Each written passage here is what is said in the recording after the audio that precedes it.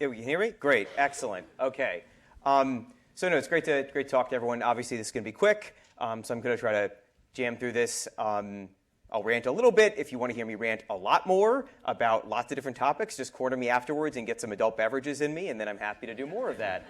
Okay, if all you want is to understand, because I was asked, to come and talk about, people talking about workplace strategy and remote work and all that stuff. So I'm just going to get that out of the way, okay? And then if you want to go to sleep, leave, no problem, okay?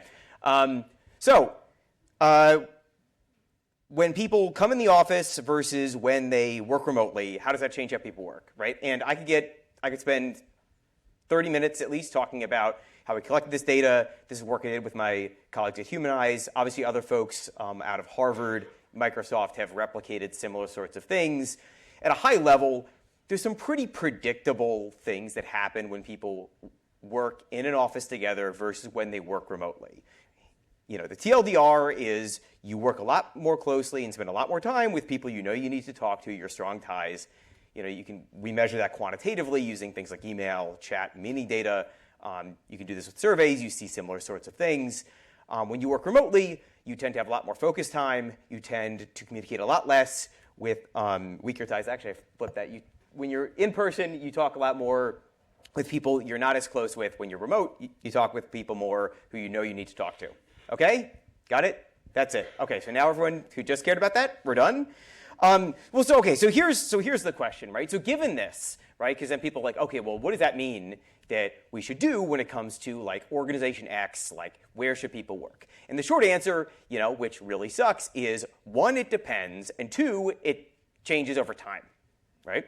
So what does that mean? Like, what this means, like the takeaway from this is that the workplace is a management tool. Like, that's it, right? So there is literally no way, at least no validated way, to change how people work faster than changing where they work, right? Which I think intuitively makes sense, right? Like if I want you to talk more with some other team, if I sit you with that other team, you're going to talk more to them. There's actually not a good digital equivalent, and there's been tons of work on this.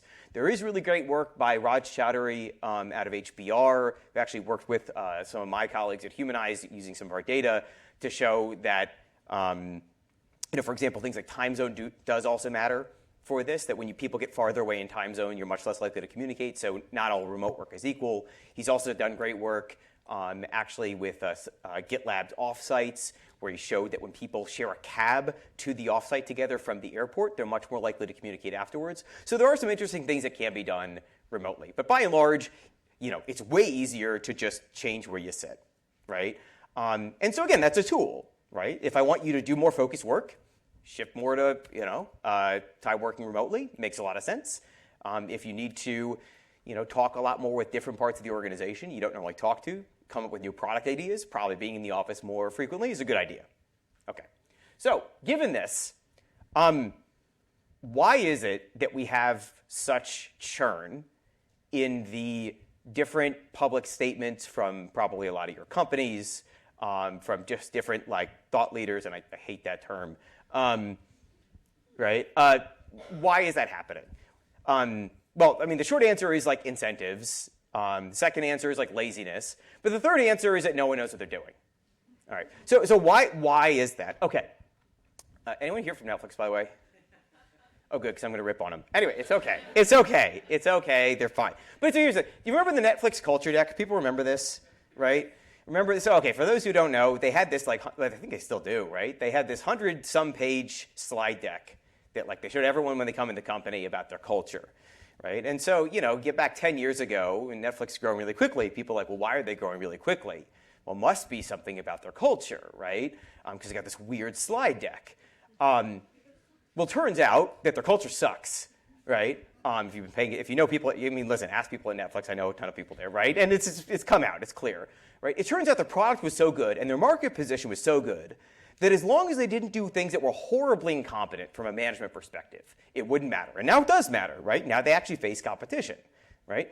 And so now when it comes to workplace, you think about that, right? So when you have these CEOs who are saying well, I came into the office every day, right, and I'm successful, that doesn't tell me anything, right? It doesn't, right? The question, of course, is how does it change how the organization functions? And if you can't tell me that, right? Like then it doesn't tell me things. So just copying what someone else does, say, oh wow, well Netflix has their people in 5 days a week. Like I could care less.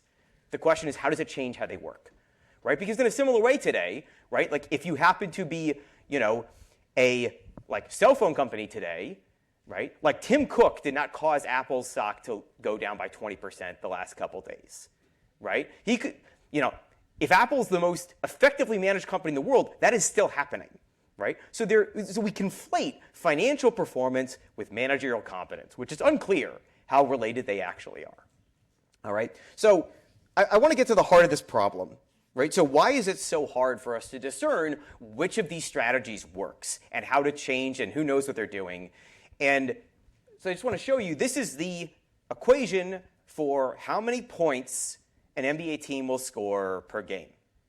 Okay? So here's the thing. There are 6 equations. There are 6 variables in this equation. If you know the numbers, if I know the statistics for a particular team, I can predict 100% of the variance in offensive performance, 100%. Okay. So given that I know this, right? So I don't know how many of you are basketball fans here, but if you are, it's really important to know that in 1979, before then, there was no three-point line in the NBA. Okay, so every shot was worth 2 points. Okay, so now I have this new math equation. So now I've introduced the three-point line. I have this math equation. Okay, and it is indisputable that given certain accuracy levels, shooting more three-point shots is better. Right? Like literally, there's a math equation. Like it's inarguable. Right? Now beyond that, let's also think about basketball. Right? You have, and I very rarely use the word objective, but you have an objective outcome. You win or you lose, and you score a quantitative number of points. Right? So you also have an objective outcome telling you, like, this is better. Beyond that, you have 82 games a year where you're being beaten over the head with the fact that taking more three-point shots is better. Right? And yet, so if you know, again, now let's look at, okay, so given this, you might say, well, the basketball players in the late 70s, maybe they hadn't taken three-point shots before, so they have to practice taking these longer shots. So maybe you would expect, okay, it would take them a couple years to get this optimal level. Right? Or maybe you say, no, you know what, it's a generational thing. You have to start playing basketball, taking these longer shots. And so maybe you think it's like a 20-year period where then eventually it would get up to an optimal level and it would stay there in terms of number of three-point shots per game. But this is what happened, right? It's just a straight line up. It takes till 2019 for the NBA to get to an optimal level, right? And this is not, and things are changing at the same time. So now let's think about business. So let's think about the workplace, right? Do we have any math equation for all the work that we're doing here on people analytics? Does anyone have any math equation that captures 100% of the variance? No. What? Maybe you'll get 40%, if you're super lucky, right? Not 100%. And beyond that, let's think about reorgs. This is a simple example, right? If you are a CEO of a Fortune 500 company, how many reorgs do you think those people see, or manage over the course of their whole career, right? A couple, if they have a long career, maybe 10 if it's super long, right? But each time it's very different, right? And so the workplace is exactly the same in a similar way, right? How many times have we managed massive workplace changes? Again, sometimes, but the conditions are different every single time, right? And so if in this situation where we have a math equation, where we have, the ideal conditions, we still can't make the change, right? It is pointing to just some fundamental problems about how we think about people management. And again, I'm using workplace as an example here, but it's really across all of these areas of how we think about work, right? And so I also want to bring up, again, it matters, we can't even talk about, we're saying we're trying to optimize something, right? In the case of basketball, performance is, fairly easy to define. It's much harder when it comes to work. And it's easy, and it's interesting when you think about things like agriculture, right, in a similar way. So, we're in Philadelphia, so the Lenape people used to, were originally here, and actually their farming method was called the Three Sisters. And I don't know how many of you are familiar with the Three Sisters farming method, but basically the idea is you plant a bunch of crops, particularly corn, squash and beans together in the same field, and basically what's cool is you don't have to rotate crops if you do that, right? So what's interesting though is that when European colonists came here, they didn't use this method, right? They didn't know it, they didn't bother to learn it from the Lenape, and so what they did is they planted single fields of single crops, and so what they were trying to optimize for was for example the amount of wheat you could output per acre, right? Is that correct, though? This is the question. Is that actually farming performance? Well, what's interesting is if you actually look at the data, if you care about calories per acre, calorie output per acre, even if you care about economic output per acre, right? Even through the late 1800s, actually the Three Sisters method was much more effective and much more productive from those metrics than the monoculture method, right? So saying that there's a single measure of performance, I think we all know here probably how hard it is to even define performance. But that's why it's incredibly frustrating when you have people, especially about workplace, say we know people are more effective in person, or we know people are more effective with AI. Please, okay, if you want to get me really angry, well, I'm not talking about AI here. Got my whole slides about it. Not talking about it here. Okay, so then the question is, all right, if we come back to the workplace, so then why are people making these decisions? And I already hinted at a couple of ideas that I have, and again, I work with some companies, who mostly don't listen to me, which is fine. Okay, everyone here knows, for example, that you should know, if you're a profitable company, massive layoffs are one of the stupidest things you can do. Okay, and if you don't know that, I can send you literally over 100 plus papers on how that is just incredibly stupid. Okay, financially, you'll make less money, right? So do you remember in 2022 when all these supposedly smart companies, RIP Twitter, did these big layoffs, right? Remember this? Except for Twitter, they were all profitable, right? Why were these companies all fired the same number of people? That's insane, right? Well, why were they? Okay, so we know why. So here's the thing, right? It's Meta's looking at Amazon. They're well, Amazon fired, 10,000 people. So we fired around that. It's pretty good. No, we know that this is true, right? These are radically different sized companies, to be clear. Radically different sized companies, right? And then, Sunder Pichai, again, I know folks from Google are here, so sorry. But, then he gets paid a lot of money. I could do this. Any of us could do this, right? I just, you have to be a horrible person and, not care about the long-term effects of what you're doing, right? But again, this is viewed as okay. So here's the thing, though, right? So when it comes to workplace, when it comes to these people management decisions, the fact that other successful companies are doing it means that it's okay, right? And that is just incredibly, deeply flawed, right? Because the question, of course, with all of this is how does this change how the organization functions, right? And I bring this up because what I've started to do, so there's another hypothesis I have, which is just that possibly CEOs want to reduce employee power if you're forcing people to the office. So the idea that if I have a factory or if I have an office that's in a remote area and I make you go there, then your outside option for having, being able to change jobs is also going to be lower, right? Which is sort of a gross reason to do this, but it's also plausible, right? So in the last couple minutes that I've got, the one thing that I wanted to bring up here is that, again, the question with all of this is how does it change how the company functions?